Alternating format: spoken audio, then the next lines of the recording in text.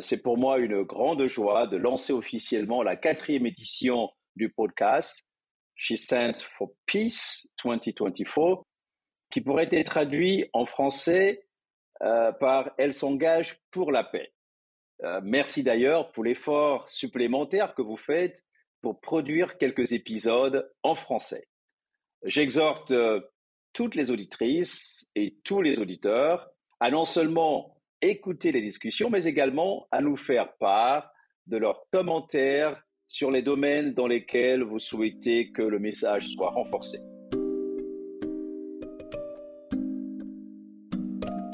Bienvenue à la 4e saison du podcast She Stands for Peace, une série produite par le Bureau des Nations Unies auprès de l'Union africaine, soutenue par le ministère norvégien des Affaires étrangères.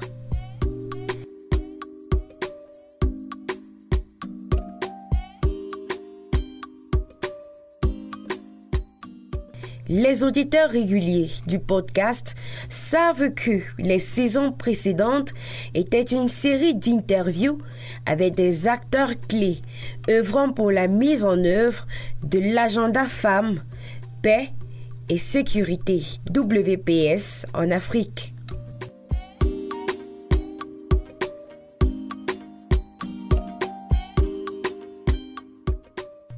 Dans cette 4e saison, nous changeons de format. Chaque épisode explore différents sujets en lien avec les 4 piliers du WPS, avec des perspectives d'invités jouant un rôle crucial dans la réalisation de cet agenda. Dans cet épisode, qui lance la 4e saison du podcast, je m'entretiens avec le RSRSG, Parfait Anyanga, chef du Bureau des Nations Unies auprès de l'Union africaine. Il partage ses réflexions sur les progrès de la résolution 1325 en Afrique et les domaines clés que nous devons prendre en compte à l'approche du 25e anniversaire de l'adoption de la résolution. Merci d'avoir accepté de participer à cet entretien SRSG. Comment voyez-vous l'expérience de l'Afrique dans la mise en œuvre de l'agenda Femmes, Paix et Sécurité, et quels sont les défis qui affectent cette mise en œuvre? Je tiens tout d'abord à vous féliciter chaleureusement, Dr Yemisi Akinbobola, d'avoir porté ce formidable projet au cours des dernières années. La mise en œuvre de l'agenda Femmes, Paix et Sécurité en Afrique a été à la fois prometteuse et difficile.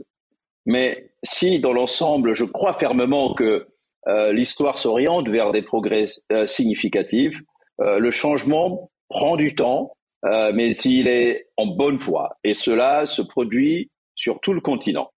C'est un fait indéniable que des barrières sociales et culturelles profondément enracinées, ainsi que le manque d'action politique décisive, continuent d'entraver un changement durable. En outre, l'impact cumulé des défis en cascade auxquels le continent est confronté, notamment les conflits, la récession économique, la pauvreté et le changement climatique, touchent principalement les populations les plus vulnérables, en particulier les femmes et les filles. Dans ce contexte, il est encourageant de constater que près de 25 ans après l'adoption de la résolution 1325 du Conseil de sécurité des Nations Unies, de nombreux pays africains ont fait des efforts considérables pour intégrer l'agenda Femmes, Paix et Sécurité dans leurs politiques et programmes, reconnaissant le rôle important des femmes dans la consolidation de la paix et de la sécurité, mais aussi dans le développement. Certes, beaucoup de travail reste à faire, mais il est encourageant en effet de noter qu'il y a des progrès. Donc, grâce à tous ces efforts, on comprend mieux la pertinence d'une perspective de genre dans le discours global sur la paix et la sécurité internationale. En fait, tant au niveau national que régional, les États africains membres des Nations Unies ont démontré leur engagement envers ce programme. Ceci comprend notamment fournir des cadres juridiques et politiques, notamment par l'adoption de plans d'action régionaux et nationaux à ce jour, l'Afrique dispose de 6 plans d'action régionaux et de 35 plans d'action nationaux pour mettre en œuvre la résolution 1325. Il s'agit d'une démonstration claire de la volonté politique du continent. Mais il importe aussi d'établir des mécanismes institutionnels pour la mise en œuvre de l'agenda Femmes, Paix et Sécurité. Dans certains pays, comme le Kenya, la fonction de coordination est basée au sein même du bureau du président. En Éthiopie, cela relève du ministère de la Paix, tandis que dans d'autres pays, les ministères de genre et de la condition féminine prennent l'initiative de coordonner la mise en œuvre. Ceci dit, des défis importants subsistent après 25 ans sur plusieurs fronts, notamment sur le plan de la sécurité climatique et l'extrémisme violent. Il faut souligner que le changement climatique, le nombre croissant de réfugiés et de personnes déplacées à l'intérieur du pays et l'extrémisme violent continueront justement à nécessiter une attention toute particulière.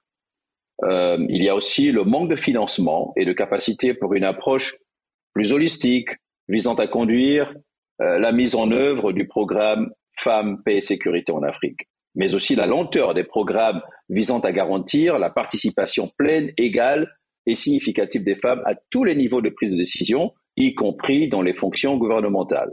Je crois qu'il est aussi approprié de souligner qu'il y a encore des préjugés culturels à l'égard du rôle et de la place des femmes dans les positions de commandement. Les femmes sont confrontées à des violences basées sur le genre et à des préjugés culturels lorsqu'elles recherchent des postes de direction, y compris des discours de haine.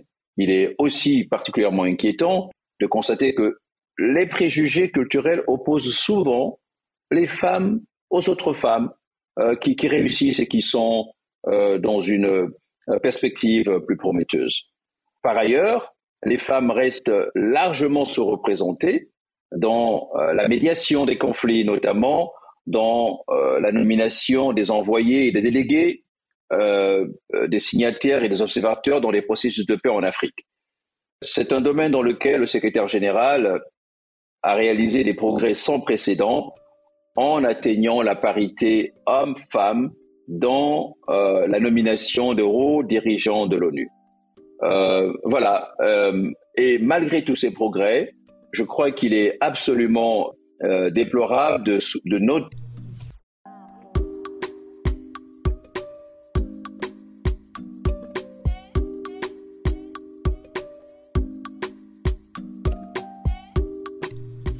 Nous espérons que vous nous rejoindrez pour cette saison spéciale.